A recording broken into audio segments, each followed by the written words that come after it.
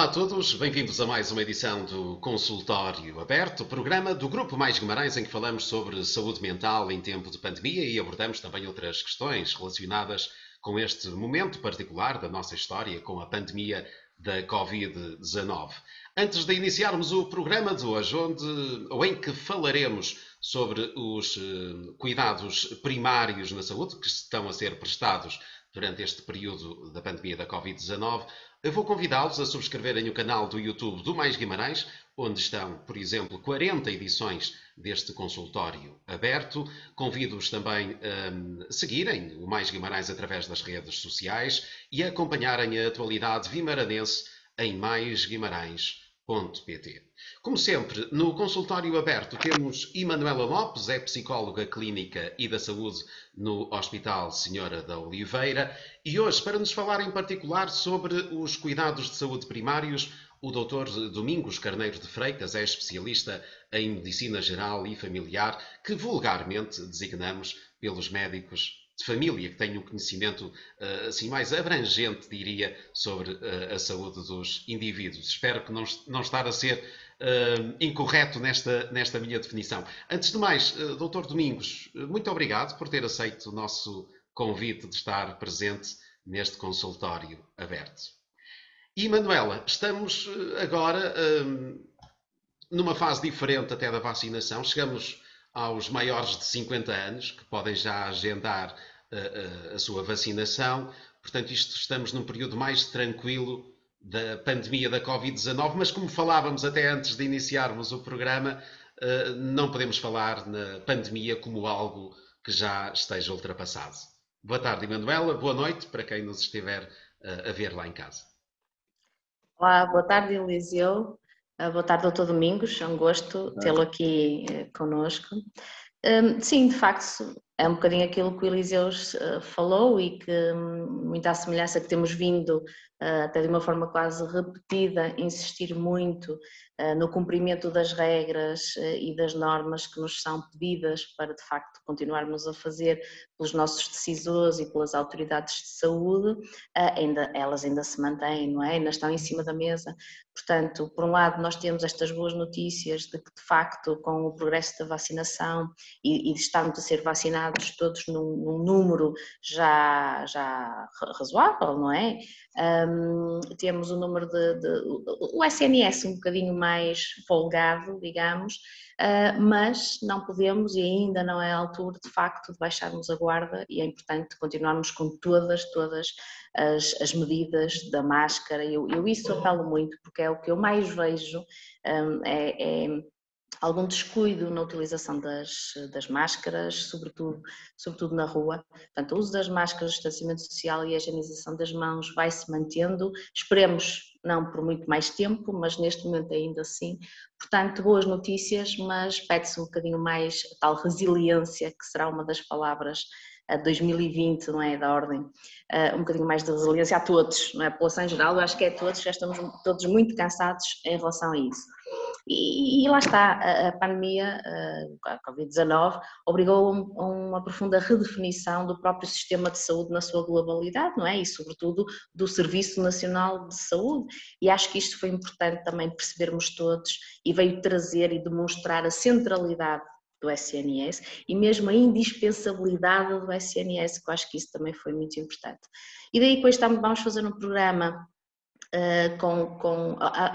pelo menos incidir muito mais naquilo que foi os cuidados primários, que foram, pronto, alvo de algumas críticas e de muitos elogios também se leu e se viu e se ouviu também alvos de muitos elogios, e eu acho que, partindo assim do princípio, nós já sabemos que a MGF, portanto a Medicina Geral e Familiar, assume uma posição extremamente privilegiada na medicina, não é? Tem um contacto muito direto com o doente, tem contacto muito direto com a família, está muito por dentro até das condicionantes que está relacionados com a saúde e com a doença do indivíduo, e acho que transpondo isso para a pandemia, penso que isso também se verificou. Pronto, ninguém melhor do que o Dr. Domingos para nos ajudar a perceber isso um bocadinho melhor e para ajudar-nos a refletir o que é que se passou, o que é que se passa e se calhar o que é que se vai passar. Então vamos a isso. 40 edições depois do consultório aberto, trazemos até nós, portanto, um especialista em medicina geral e familiar que está nos cuidados de saúde primários e que estão, até como o próprio nome indica, mais próximos, numa resposta mais imediata aos cidadãos. Doutor Domingos, a questão que eu lhe colocava era desde logo como é que se adaptaram os cuidados de saúde primários a esta pandemia da Covid-19. Como é que correu ou como é que está a correr esta pandemia da Covid-19 junto dos cidadãos? Enfim, olhando um pouco para o passado, quando isso começou, deu-se no março do ano passado, foi o grande momento. Portanto, daquela fase foi recuar, encerrar, tentar fazer o máximo possível de resguardar toda a gente de uma doença que era extremamente contagiosa. Essa é uma primeira fase que levou a uma organização completa daquilo que é o nosso modelo habitual de funcionamento do centro de saúde. As consultas passaram a ser não presenciais, televigilância, participámos na vigilância dos doentes que, portanto, estavam a ser vigiados em casa, cuja tarefa foi da responsabilidade dos médicos de família, de cada uma das unidades.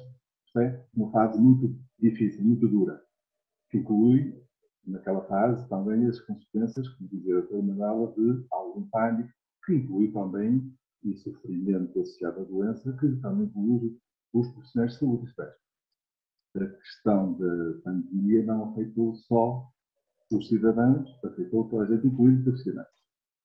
Num segundo momento, e é o que estamos a ver agora, que eu marco por uma questão de referência, é quando passa a haver vacina. Quando passa a haver vacina, progressivamente, há serviços que já têm condições de reabrirem. E então estamos numa outra fase. Nesta fase será recuperar os atrasos então estabelecidos, incutir confiança na população, com peso contendido, obviamente, e, entretanto, priorizarmos o sentido da recuperação dos trabalhos que possam haver das consultas, dos procedimentos, até que estejam estagnados. Neste momento é isso que temos que fazer, inclusive, digo eu, numa fase em que, estamos a falar agora maio de 2021, em que já estão uma grande parte da população profissional vacinada, já haverá condições para que as consultas, nomeadamente na Direção de Saúde, tenham uma organização muito mais aberta, muito mais próxima daquilo que é o modelo teórico. Isto é, já podemos estar muito mais próximos do novo normal. Aquele normal que todos desejamos, não é? Exatamente. Receio que ainda não seja, não sei porquê, por isso é uma das minhas complexidades. Não percebo porque é que, por exemplo, algumas unidades ainda não estão a fazer uma regra assistencial mais aberta. Haverá dificuldades um bocadinho do USF, algumas particularidades, mas, felizmente, neste momento, eu considero que já há condições para que as unidades familiares regressem à sua prática habitual dentro das obrigações e cumprindo as obrigações que têm para com o cidadão. Uma das críticas que se ouviu durante a pandemia da Covid-19 foi a dificuldade do acesso às consultas nos centros de saúde. A crítica que era feita na altura era sobretudo aos médicos que diziam que de facto que não estavam ao serviço ou que não tinham disponibilidade. Mas há explicações para isso. Portanto, os médicos estavam nos centros de saúde muitas vezes no acompanhamento aos doentes que estavam identificados com Covid-19, nos isolamentos profiláticos, portanto, em muitos processos até burocráticos, e isso impossibilitava-os de estarem disponíveis para os cuidados de saúde. Corrija-me se estiver enganado. Sim, sim, é exatamente isso. Aliás, uma grande parte, exceto quem teve que se afastar de serviço por questões de doença, também os médicos e enfermeiros que infelizmente ficaram doentes, os médicos que estavam no ativo passaram a fazer outro tipo de tarefas, nomeadamente da vigilância, telavigilância nesse caso, de sintomas de doentes que estavam a ser vigiados no seu domicílio. Essa foi a grande razão para que tenha havido uma perda, um corte na capacidade assistencial. Há uma outra razão que é, e isso acontece muito agora, como os médicos que estão a cumprir trabalhos nos centros de vacinação estão a cumprir trabalho nos centros de rastreio de Covid, são desviados das USFs, por isso há momentos em que, mesmo estando a trabalhar, não estão a trabalhar em consultas nos centros de saúde, mas vão trabalhar nos outros locais para os quais são requisitados. O exemplo mais marcante deste momento é a necessidade de dar apoio médico nas unidades de vacinação. E Manuela, Eliseu, sim, faz a favor. deixe-me só que eu estou-me a lembrar, uma das coisas na altura também que as pessoas falavam muito era que tinham muitas dificuldades. Dirigiam-se ao centro de saúde e não podiam entrar, não é? Porque o acesso estava restrito, sobretudo numa primeira fase. E depois era a questão dos telefonemas, e daí as críticas que achavam que o pessoal que não estaria lá a trabalhar, ou então se estavam lá que não estariam a trabalhar, não é? Que não atendiam os telefones, pronto. E algum retorno que fui tendo muito informal, por aquilo tanto quanto sei, os telefones não paravam, e a dificuldade que as pessoas tinham era precisamente isso, porque os telefones estavam sempre a ser usados e por isso era tanta afluência na procura ao centro de saúde que muitas vezes era interpretado como não me atendem o telefone porque ninguém atende os telefones, às vezes até pela questão da prescrição crónica, não é? E passou-se um bocadinho isso, não foi, Dr. Domingos? Sim, sim. Provavelmente há muita coisa de queixa, mas eu considero que esse assunto é um assunto, naquela fase, verdadeiramente insubstituível. Isto era uma questão que foi inultrapassada, não foi bem ultrapassada, não por déficit dos profissionais, mas por aumento muito grande da procura. Realmente as pessoas passaram a fazer sistematicamente telefonemas, pelas suas razões, obviamente, eu não estou a contestar as suas razões, mas não havia capacidade humana para atender tanta gente. Por uma questão de pandemia, muitas chamadas, muita procura, e os profissionais estavam de dentro para tentar telefonar para os seus dentro dos seus trabalhos, e também nós tivemos muita dificuldade de contacto, quer do interior para o exterior e, naturalmente, do exterior para o interior, que estamos todos em contacto. É um assunto muito difícil, é muito fácil de atribuir culpas, mas não é justo que se culpem só profissionais, nomeadamente os processos administrativos.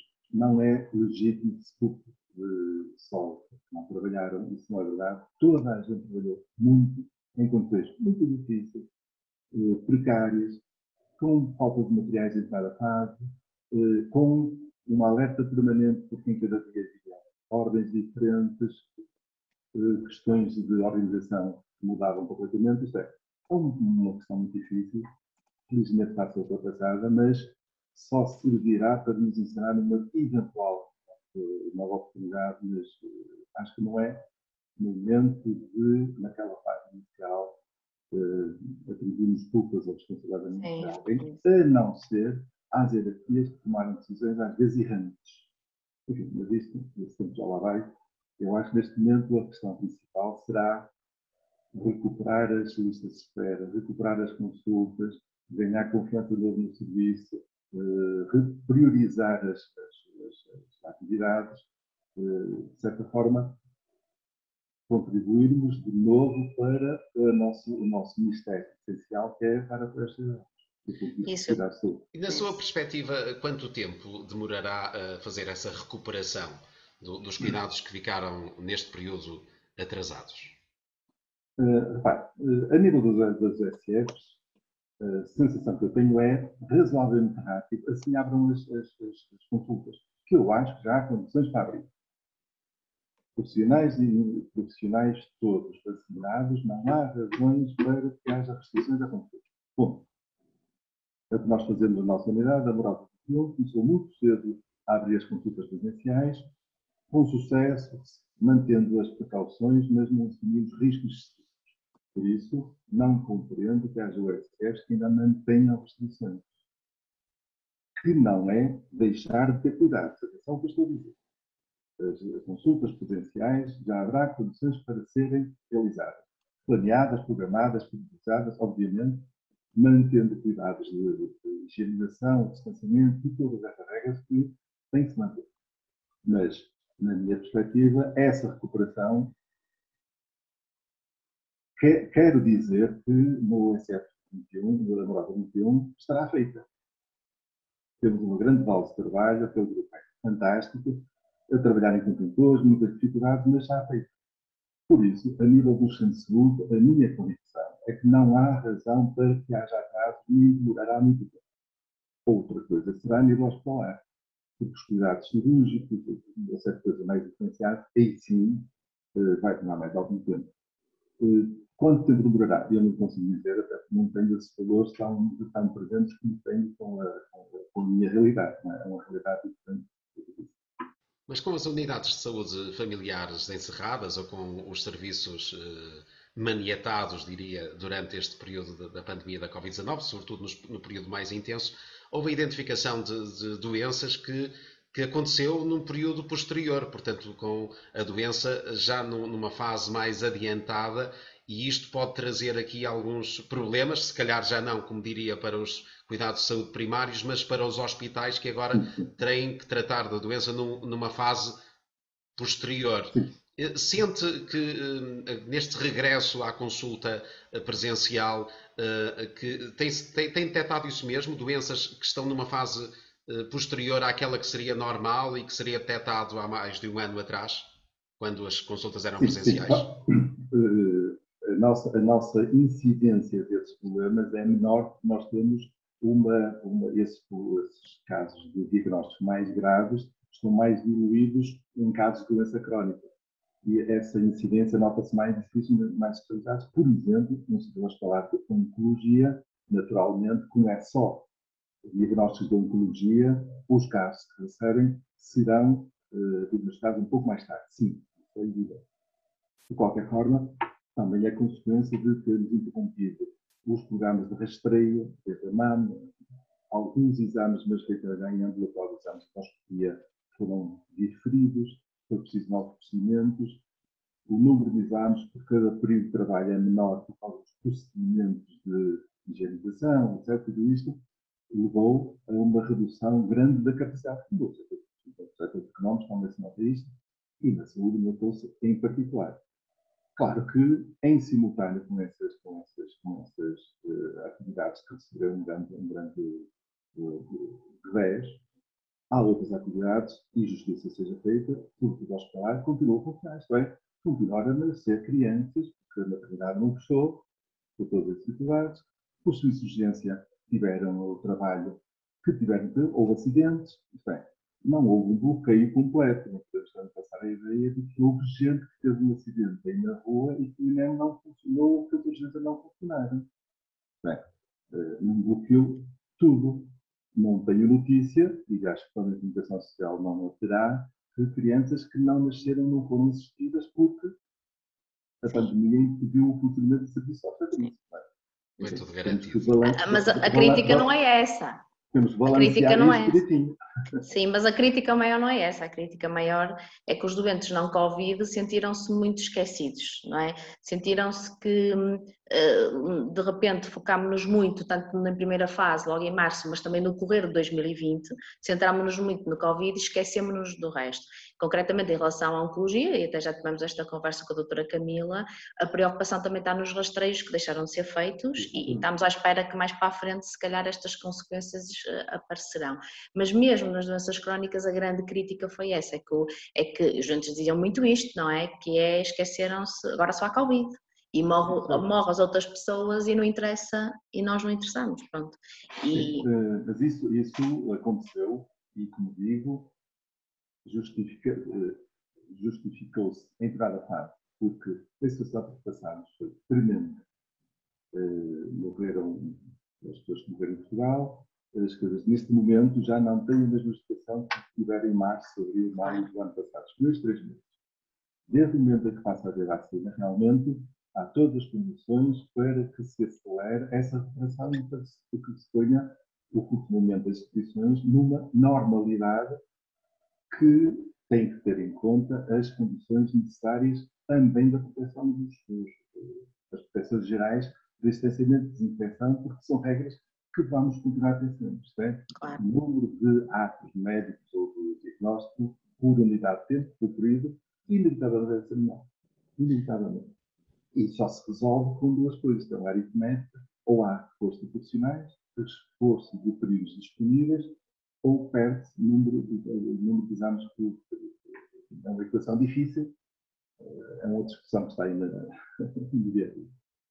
E Manuela, em termos psicológicos, as pessoas habituaram-se a ver no médico de família, naquele amigo que está ali sempre disponível, próximo, às vezes à distância de um telefonema ou numa aparição no centro de saúde, na unidade de saúde, e tudo se resolvia.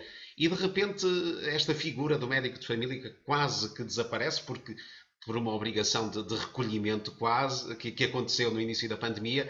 Como é que se terão sentido as pessoas habituadas a recorrer ao médico de família e a ver nele esta figura do amigo que está lá para o que for necessário e que de repente deixa de lá estar?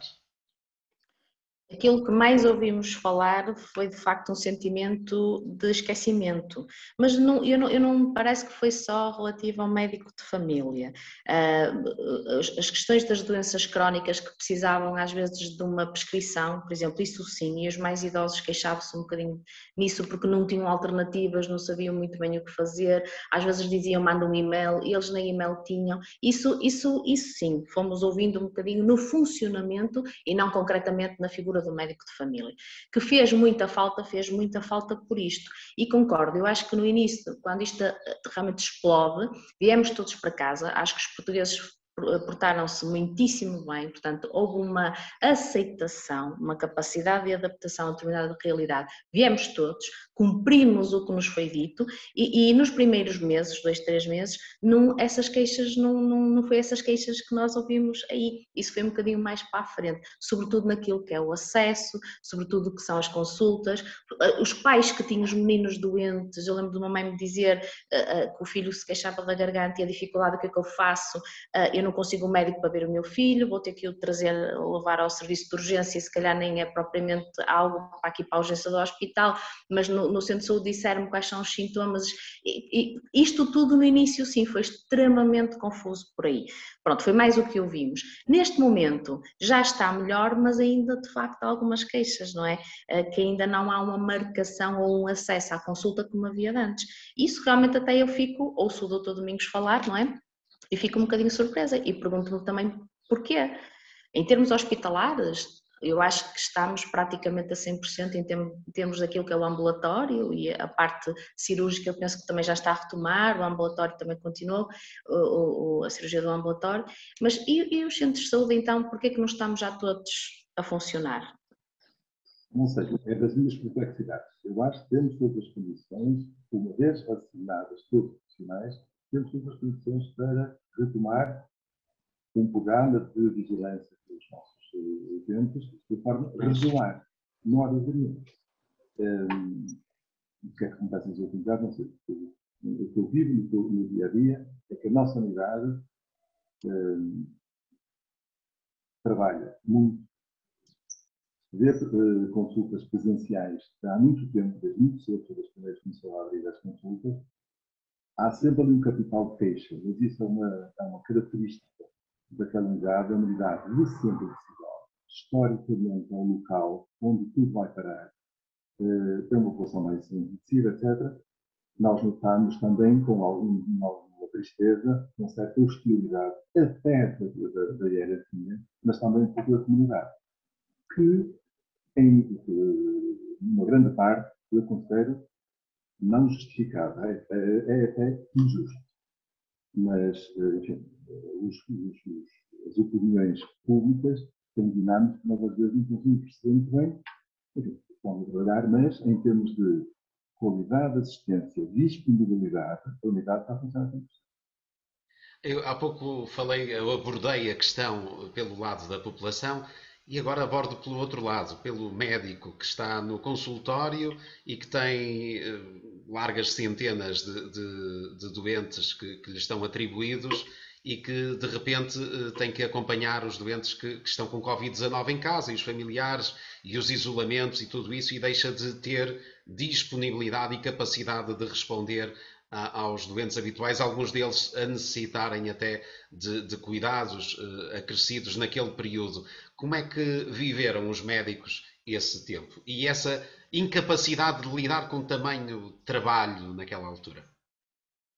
Essa foi uma razão de sofrimento, e que estamos a falar de ambiente de sofrimento psicológico, também foi um stress muito grande para os médicos, E houve sempre alguma coisa que falhou, apesar de nós na altura termos priorizado previamente, conforme eram ordens, certo ou errado. Enfim, há opiniões que dizem que essa vigilância diária de doentes infectados, mas não sintomáticos, podia ter sido feito com outra estrutura, ou não era diariamente, enfim, é uma questão de opinião. Mas o que nos foi dito, o que foi imposto, sim, foram essas ordens, estado de emergência, e foi muito difícil gerir tudo, porque a manta era muito curta. E isso acabou por toda a gente ter que trabalhar muito mais horas além daquilo que é habitual, além daquilo que é regulamentar. Havia alturas, no fim da pandemia, que nós fazíamos 60 ou 70 telefonemas por dia. Isto é uma coisa insuportável. Simultaneamente, em relação, por exemplo, à medicação, julgo saber que ninguém terá ficado sem indicação, isto é, por falta de resposta de serviços para uma renovação de uma receita, não quero acreditar que tenha acontecido.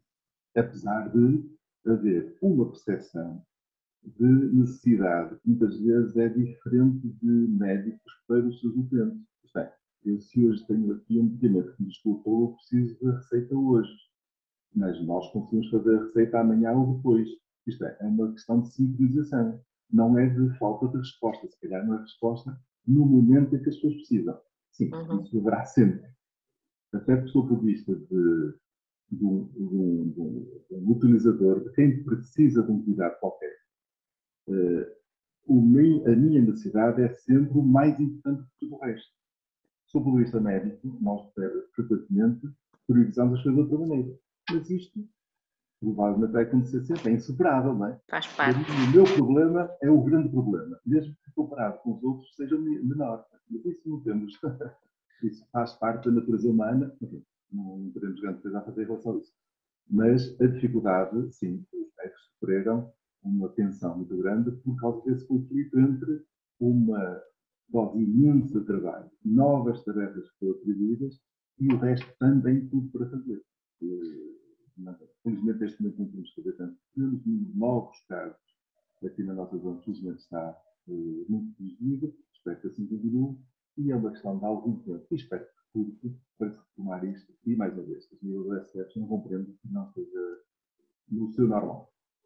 E Manuela, temos falado sobre o apoio psicológico aos profissionais de saúde, já falamos algumas vezes sobre o apoio aos profissionais de saúde dos hospitais, concretamente dos profissionais que estão nos centros de saúde.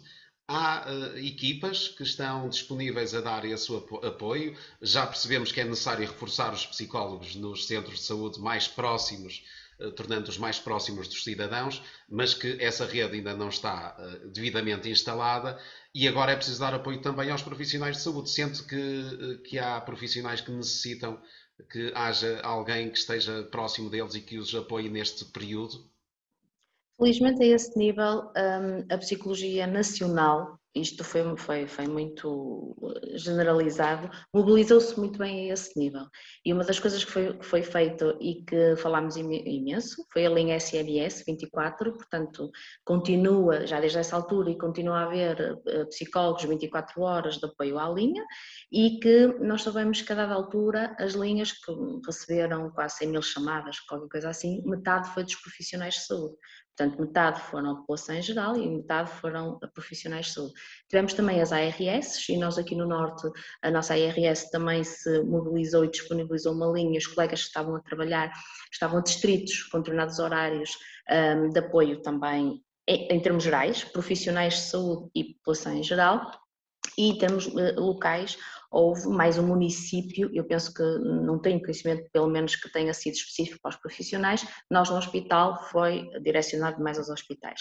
Informalmente, eu tive alguns contactos, sobretudo, isto é a minha experiência, foram colegas mais novos, que de facto se viram assoberbados com isto que o Dr. Domingos estava a dizer, foi preciso ir muito mais além do obrigatório e houve muito um espírito de missão de todos, portanto isto não foi nenhuma indicação superior que disse vocês agora têm que trabalhar mais ou têm que ficar mais do horário, portanto isto foi algo intrínseco, mas esta questão dos telefonemas, algo que desgastou muito do ponto de vista físico e psicológico, concretamente médicos e muitos enfermeiros também. Da minha experiência, de facto, foram os mais novos que precisaram de alguma ajuda, um caso um bocadinho mais grave que ficou com um diagnóstico, lá está, um diagnóstico de burnout e até teve que recuar, mas alguns com algumas indicações naquilo que é o autocuidado e algumas estratégias que podem ser implementadas, conseguimos ajudar dentro daquilo que foi possível na execução da sua atividade laboral.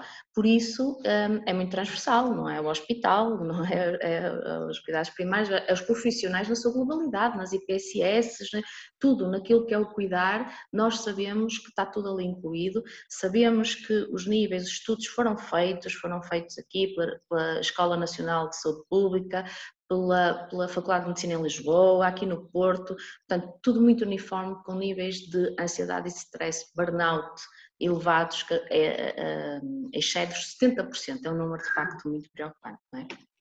No terreno, Dr. Domingos, sente isso que há profissionais de saúde que estão exaustos e que nesta retoma à atividade mais ou menos normal se sentem um pouco perdidos? Sente isso no dia a dia? Sim. Isso é muito frequente. No dia a dia, até um nível mais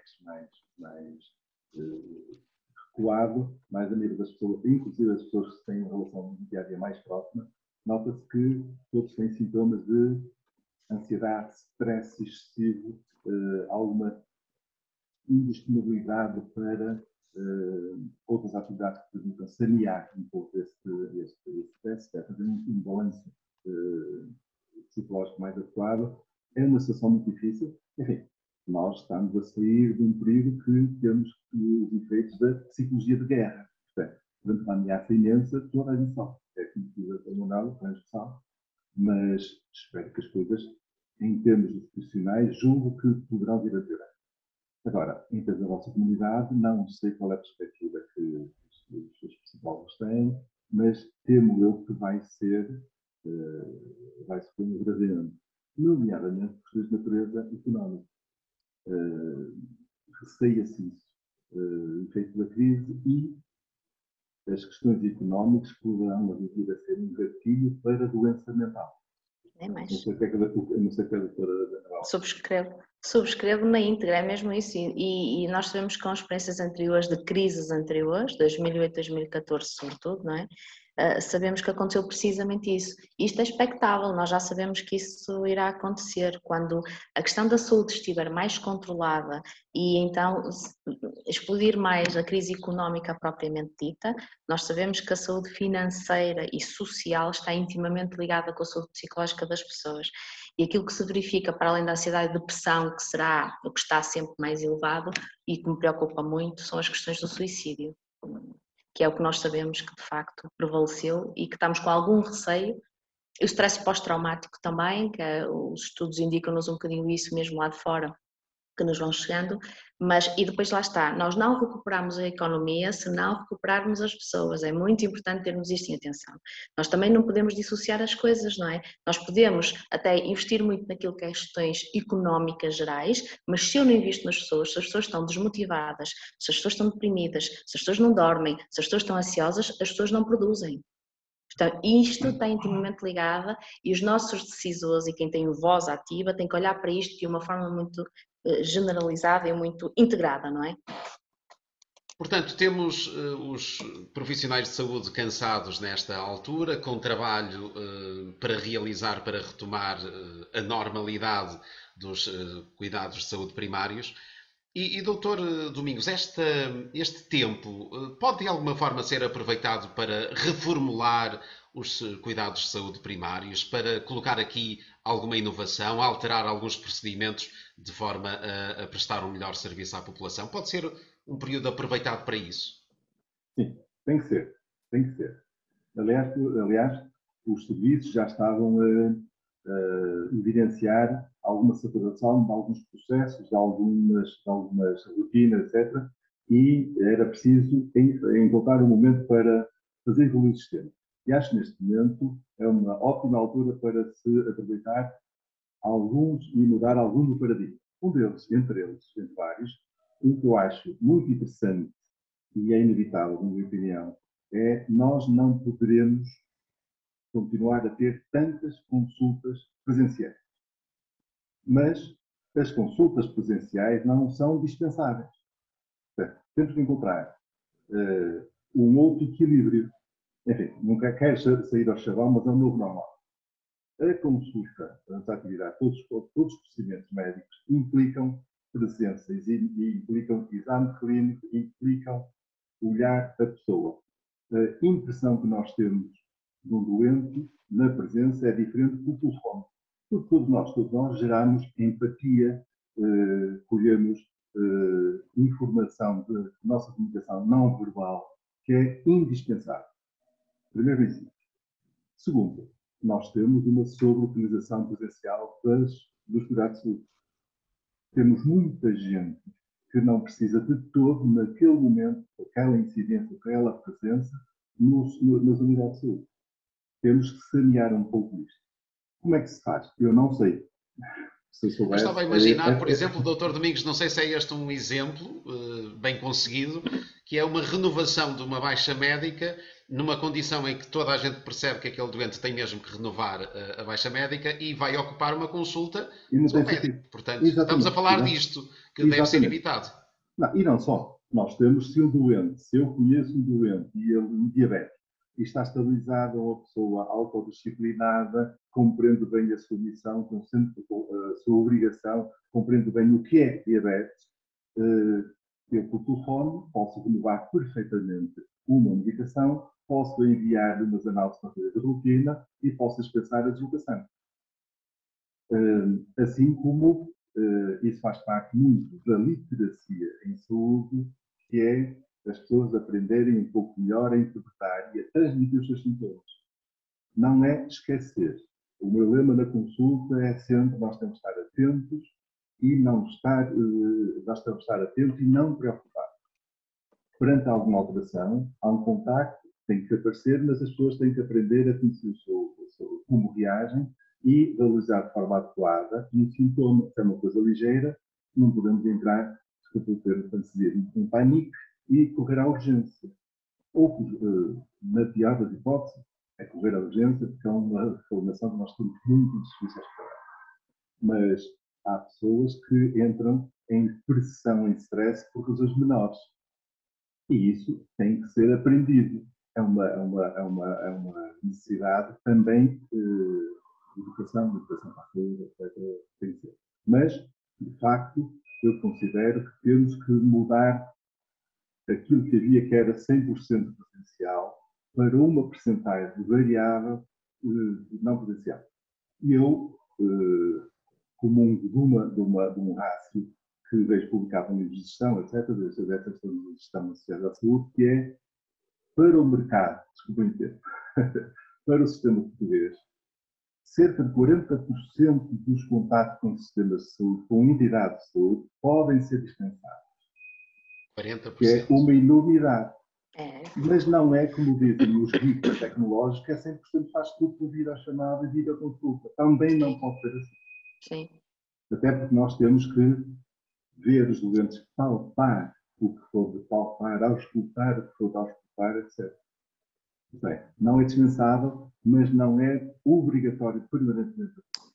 Tocou aí num pormenor que é significativo e já aqui tivemos, por exemplo, o diretor clínico do Hospital Senhora da Oliveira, tivemos o responsável pelos serviços de urgências do Hospital Senhora da Oliveira e ambos nos falaram aqui e já é uma situação que é recorrente e tem acontecido ao longo dos anos, que é as pessoas recorrerem aos serviços de urgência hospitalares por questões que poderiam facilmente ser resolvidas junto do seu médico de família, nos cuidados de saúde primários, mas os cuidados de saúde primários, por exemplo, estão encerrados aos finais de semana.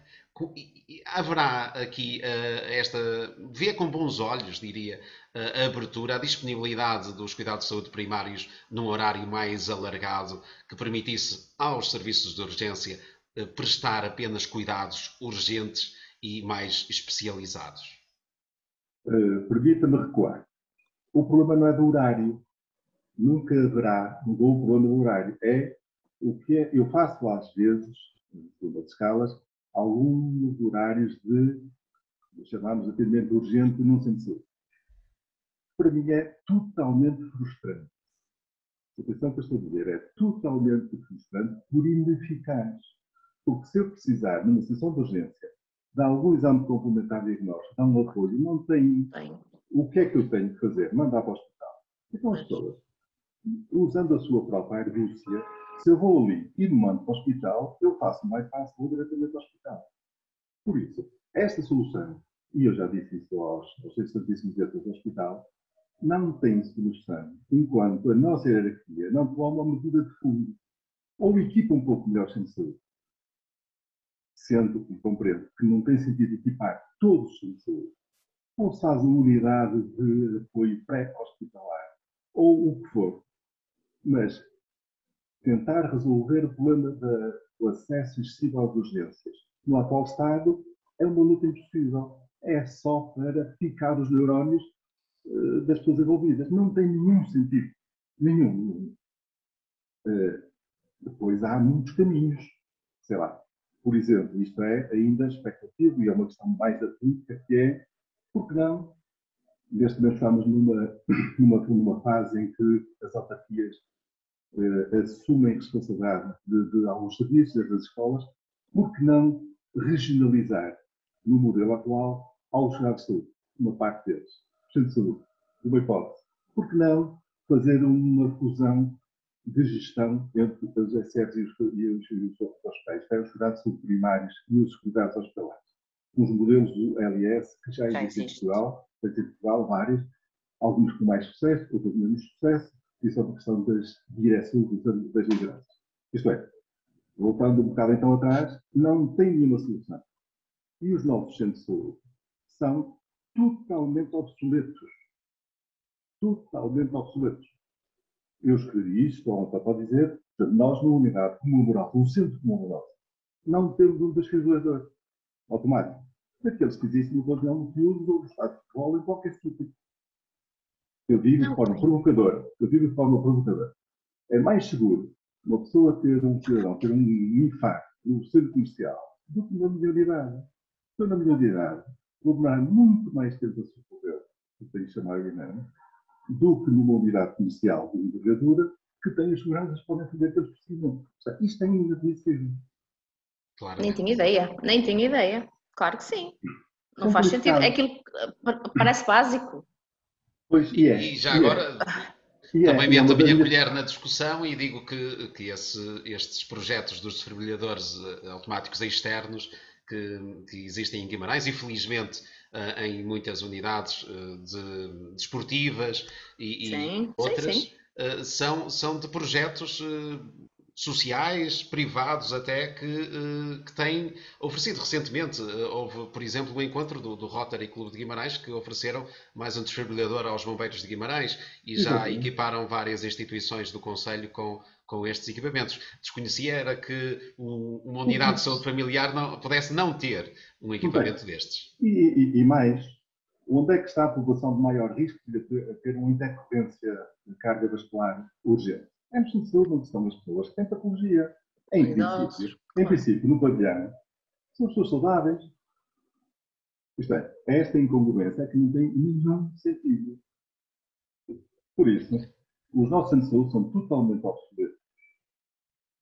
Essa guerra que dá muito jeito de vez em quando, as pessoas puxam os cabelos, rasgam as vestes, sobretudo as doenças respiratórias de urgência, porque há muita gente. Não há solução. De facto, os cidadãos, usando a sua argúcia, fazem um bypass, porque a maior parte das vezes, no centro de saúde, num serviço de, entre aspas, não vou dizer, urgência ou de consulta ocasional, não temos nenhum apoio, muito menos ao fim de semana, que nem recorrer a um servidor,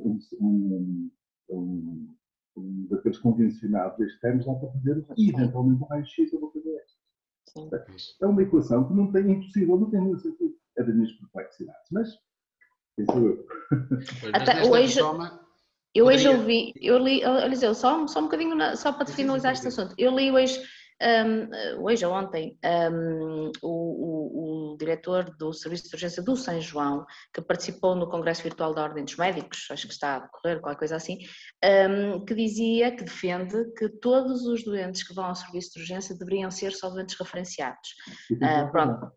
Pronto, E tem toda a razão. e é o que está, sei que está a ser assim muito levantado. Há modelos aí nos países, a Inglaterra, que vamos meter esse exemplo, nenhum doente entra num hospital sem ter uma referência médica, não pode, não, ou por serviço de emergência.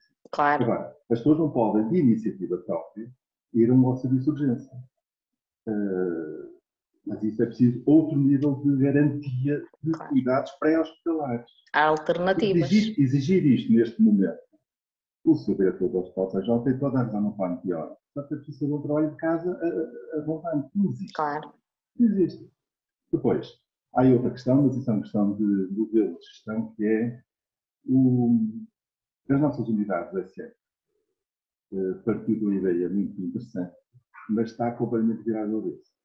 Primeiro, são unidades muito pequenas, não têm dimensão, não têm, a maior parte das vezes, não há flexibilidade suficiente para uma falha eventual, a não ser subtratar colegas, não há dimensão suficiente para acudir a uma coisa dessas no trabalho de fim de semana, não estão equipadas, isto é uma ideia que está pelos mínimos.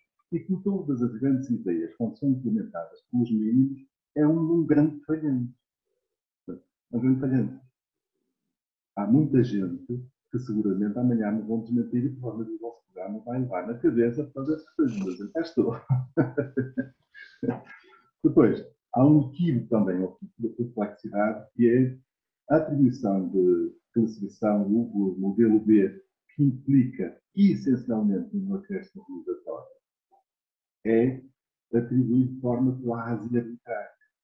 Há uma injustiça latente e nós, amorosamente, somos vítima dessa injustiça, que é temos indicadores, temos trabalho, temos permanente, temos empenho, etc. E estamos em modelo A, afastelados, há algum tempo, sem acontecer nada. Isto é discricionar, isto é, vou-lhe chamar só uma injustiça, mas que não é suportável nesta. Isto é, as USFs vivem um pouco nesse sentido, em que, para ser atribuída uma classificação, é preciso um conjunto de decisões. Se um elo ali arrastar os pés, nada acontece. Isso não pode. A nossa sociedade não pode viver de humores deste ou daquele organismo, deste daquela comissão, deste daquele avaliador, deste daquele, o que for.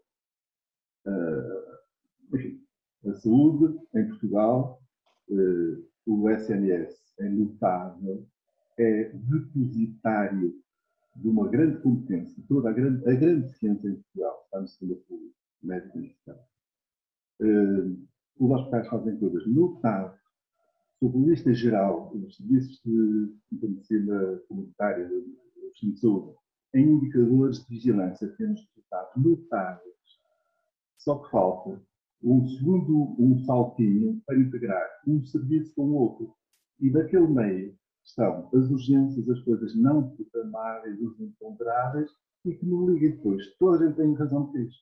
Neste momento, todos os atores da área da saúde têm razão de queixa uns dos outros.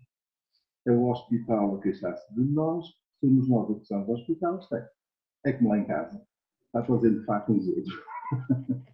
Há um ditado muito particular para estas situações, que é em casa que não há pão, todos ralham e ninguém tem razão. Tem razão. Leva-me a questioná-lo. Temos um plano de recuperação e resiliência e vamos ter pão, literalmente. Portanto, e este pão que vai chegar e que está algum alocado para a área da saúde, será que está previsto resolverem-se alguns destes problemas estruturais dos nossos serviços de saúde? Eu lamento que não.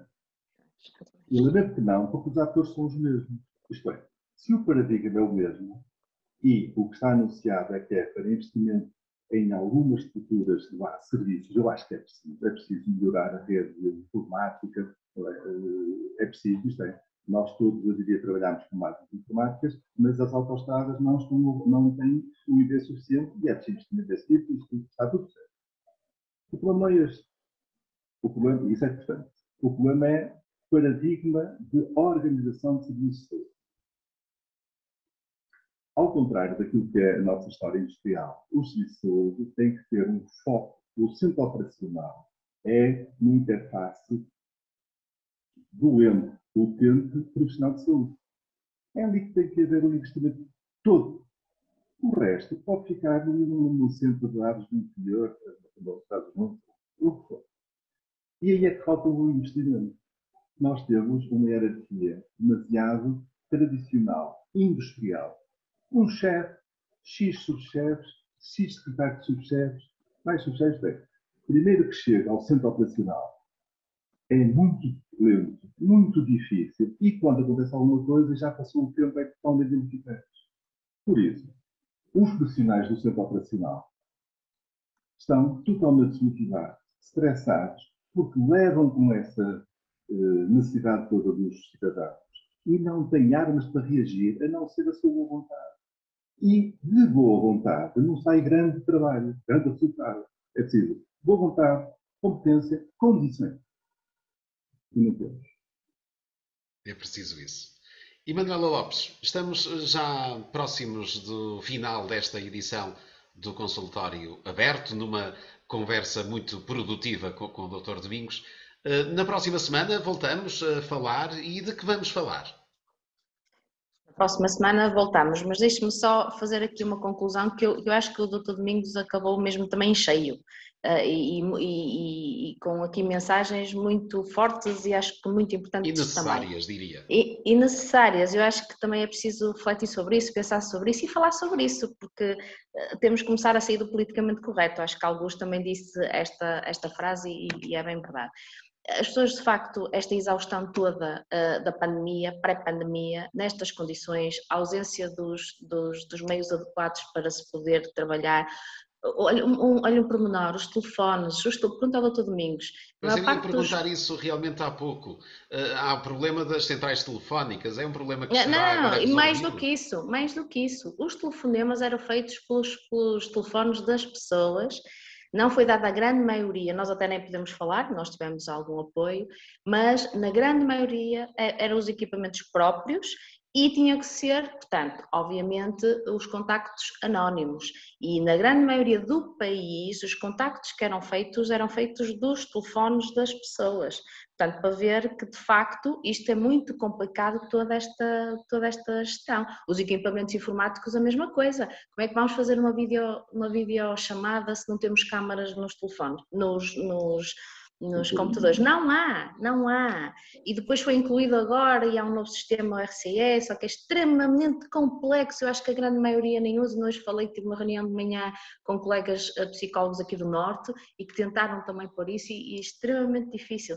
Portanto, isto tudo é muito complicado, mas eu também partilho, não há dúvida absolutamente nenhuma que o SNS está dotado de profissionais extremamente competentes, extremamente qualificados. Eu não parece que isto seja clichê, é verdade. E este espírito de missão, acho que nesta altura da pandemia foi um passo à frente que se calhar todos, uns mais, outros menos, não é? Dependendo das respectivas funções, mas acho que isto realmente se verificou e acho importante também falarmos sobre isto. Evidente que também trouxe ao de cima, não sei se o Dr. Domingos concorda, a importância também de uma rede de saúde pública, que também estava assim meio adormecida e com isto também despoleta outras conclusões, se calhar, não é? É o que temos que pensar nestas questões alargadas da própria saúde pública na generalidade. E se calhar no final eu falo aquilo que me diz respeito e de que sei falar, que é a importância da saúde psicológica, que isto veio dar muito relevo e ainda conversava ontem também com o Dr. Domingos e já falei aqui várias vezes sobre isso. Uma das coisas positivas disto da pandemia, eu acho que aumentou a literacia na saúde psicológica em geral, da população em geral, porque as pessoas viram-se aflitas, as pessoas viram-se em sofrimento e de facto tentaram procurar mais, saber mais, ler mais. Alguém me dizia que no Google, um trabalho que se fez, uma dos números de busca era procurar sobre como lidar com a ansiedade, por exemplo. Estão a ver que nos últimos tempos as pessoas procuraram de uma forma muito informal.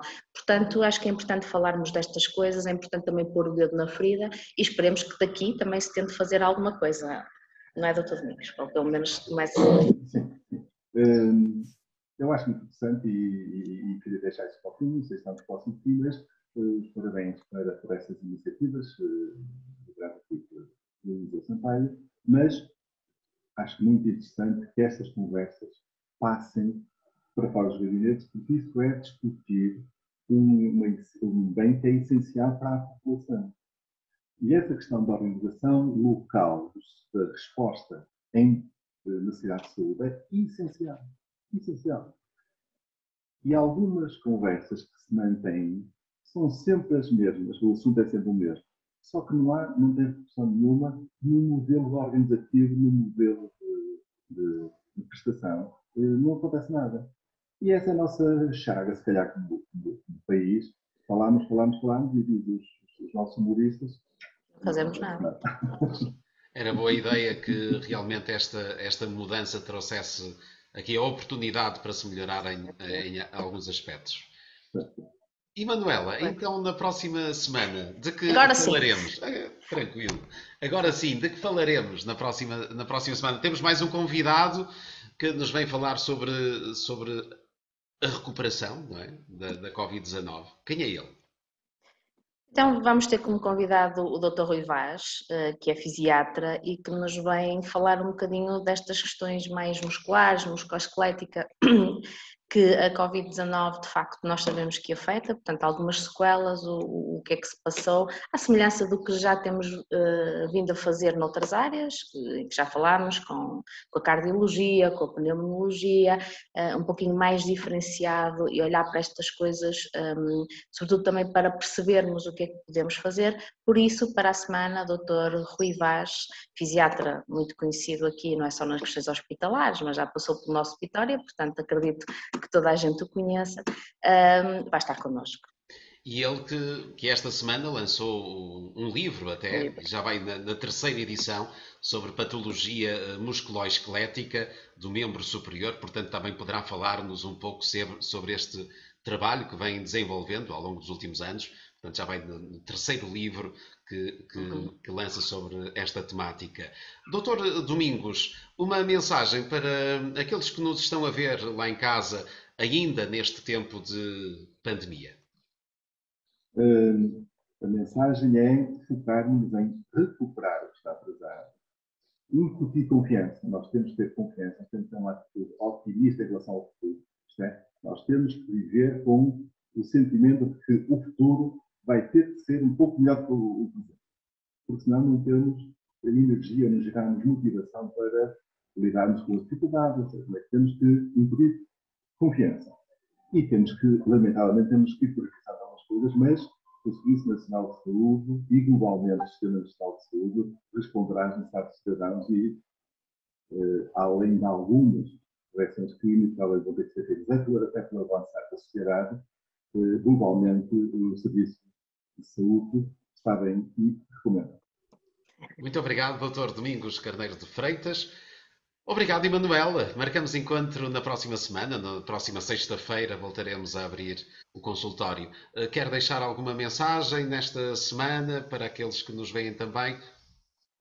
Reforçando só como iniciei, mantendo todos os cuidados, apesar de já estarmos bastante vacinados, apesar de termos o número de infecções, portanto, da doença com números baixos, felizmente. Estamos em Guimarães com 15 por 100 mil habitantes nos últimos 14 dias. Portanto, pronto, que é um número... mas ainda existe, ainda está aqui, ainda há gente internada, ainda há gente doente, portanto, é importante não baixar a guarda e, sobretudo, aquilo que eu vejo mais e apelo sempre é o uso da máscara, que eu acho que é aí que as pessoas estão a facilitar um bocadinho mais. Acredito e espero também, pessoalmente espero, que esse tempo seja muito breve, em que nos seja dada, de facto, segurança que podemos retirar e podermos andar lá fora e no meio social geral sem ela, mas neste momento é preciso, por isso terminaria por aí.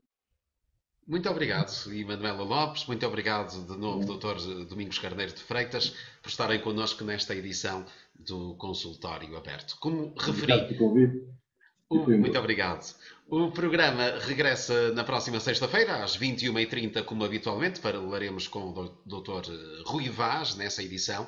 Convido-os a subscreverem o canal do YouTube do Mais Guimarães, a acompanharem a atualidade vimaranense, quer através das redes sociais do Mais Guimarães, quer através do site maisguimarães.pt. Foi um gosto ter estado consigo nesta noite de sexta-feira.